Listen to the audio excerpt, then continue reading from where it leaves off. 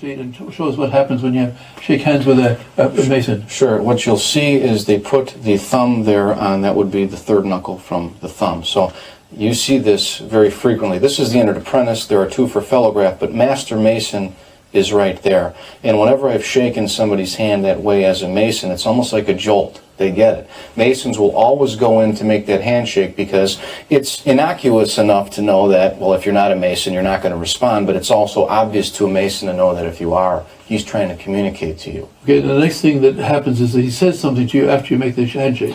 If you don't know them, he will say, so you're traveling.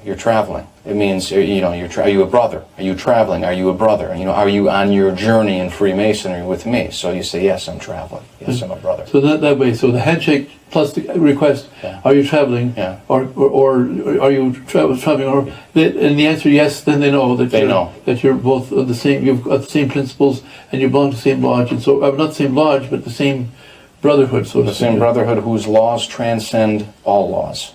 And they're above all these other laws, yes. according to them. Yes. So that's one symbol. Now you also mentioned about the different signs that they give in public when they have to. You mentioned something about asking for help in danger. Perhaps you can give us some of those. Well, there was a situation with another lawyer who was a Mason that appeared before a judge, and he gave him the sign of the entered apprentice degree.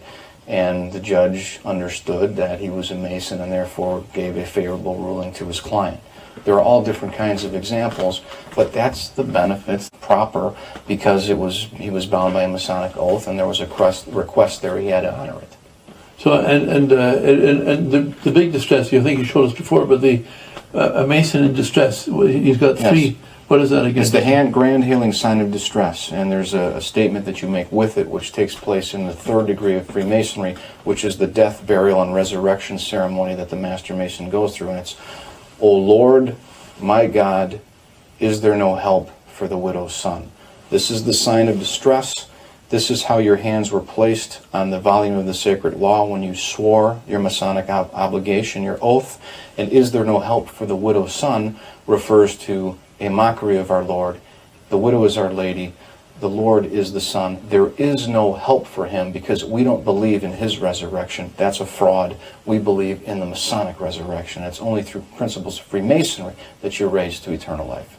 So, but their gesture is this, That's this. correct. And so that's a big sign of distress. That's the big one. And you are bound at that point by your obligation to assist that brother in need, even if it requires you to give your own life. Now, what happens? What is there's another symbol beside for the second degree? And the second degree, yeah, you swear the oath this way. That's called the do guard. The entered apprentice degree, the do guard, and the do guard is how you have your hands positioned on the volume of the sacred law when you swear your oath. The do guard is this, and the sign is the penalty of the oath. Entered apprentice degree. The fellowcraft degree, the do guard is this, and the sign is this. The penalty of the fellowcraft degree is having your chest torn open and your heart plucked out and placed on the temple. And then finally, in the Master Mason degree, your hands are placed on the scriptures this way during your oath. That's the do guard. And the sign is this: having my body severed in twain and my bowels taken thence and burned to ashes, the ashes scattered to the four winds of heaven. So those are the signs. If a Mason gives any one of those signs, whatever position he's in, maybe he has to do this, maybe he has to do this, it's kind of covert, but that immediately alerts you that that is a brother in need and something needs to be done. So that's some symbols of it now. And also to meet each other is the handshake. That's correct. Yeah. And if you're only the first degree, then the thumb goes over. Just on the first knuckle. Goes over like that. Yeah. And but the second degree is like this? You'll see, yeah. And the second degree has two. There's an interim sign, a grip here, and then finally when you become a fellowcraft degree, it's on that knuckle. But this is the universal sign right here. And every time a Mason shakes a hand, he will go in that way, no matter who, because he wants to know who's a brother and who isn't. Sure. Again, it's innocuous enough to say, what are you doing? But still, it immediately, when I was in, I understood immediately. In fact, I was doing business in another state, and I thanked my cab driver with that handshake. And he lit up, and he said, hey, brother, the lodge is down the street. Whatever you need, we have a meeting next week. You're more than welcome. Just with the handshake. Sure. So this is how they get to know each other and recognize each other and so forth. So these are some of the symbols. Now we were talking about the Knights of Columbus. I know that Father Is it McGivney? It is. What happens when a police officer, and most police officers we have discovered, or at least the ones who make law enforcement a career, and most, if not all, judges sitting upon benches in this country are Freemasons. What happens when you're speeding down a highway and you're stopped by a law enforcement officer? What happens when he sees the Masonic emblem on your windshield?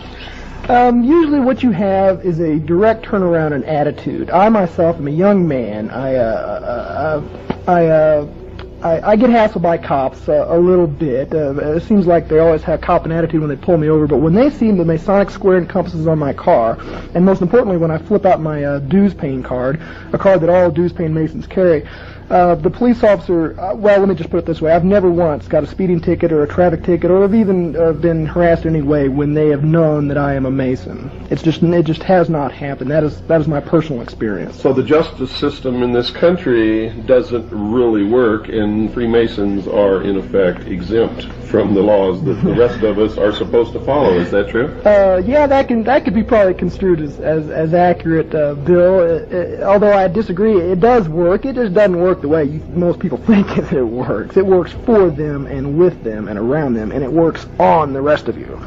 That's right. Now, what happens when a Freemason goes into court against someone who's not a Freemason and the judge is a Freemason?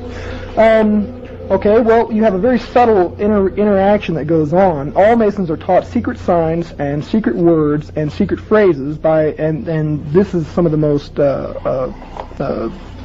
this is what they don't want revealed more than anything else. You can stand in a particular position, you can hold your arms in a particular position, you can speak certain words, the widow's son, traveling man, keywords and phrases that will let this judge know that you are a Mason. And you can almost guarantee that he is a Mason too, or else he wouldn't have been able to lock down a lasting career in the judiciary. That's correct.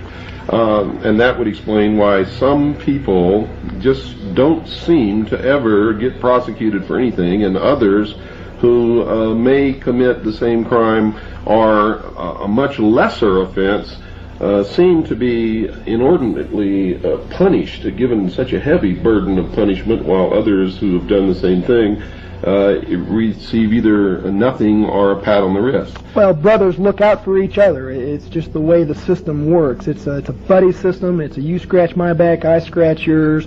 As a matter of fact, in the oath that a Mason swears, he swears that he will uphold and defend a fellow Mason in any problem that he may encounter, treason and murder alone excepted, but they left at their election, which means that even if a fellow Mason is a traitor to his country, we know that could never happen.